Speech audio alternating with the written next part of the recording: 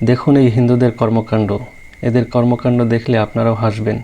যখন তাদের পূজার সময় ছিল তখন তারা তাদের দেবদেবীদেরকে, তাদের ঠাকুর দেবতাদের অনেক সম্মান শ্রদ্ধা জানিয়েছে, অনেক ভক্তি দেখিয়েছে। যখন তাদের মেয়াদ শেষ হয়ে গিয়েছে, অর্থাৎ বিজয়া দশমী এসেছে, তার মানে তাদের কাছে এখন এ সকল মূর্তির মেয়াদ শেষ হয়ে গেছে। তাই তারা কোনো রকমে এগুলোকে বিসর্জন দেওয়ার চেষ্টা করেছে। গাড়ি থেকে ধাক্কা দিয়ে কোনো রকমে তারা তাদের ঠাকুর দেবতাদের ফেলে দিচ্ছে। অনেককে দেখা গিয়েছে তাদের গণেশ দেবতার নাক অথবা সুর নিয়ে হাতে নিয়ে নাচানাচি করেছে।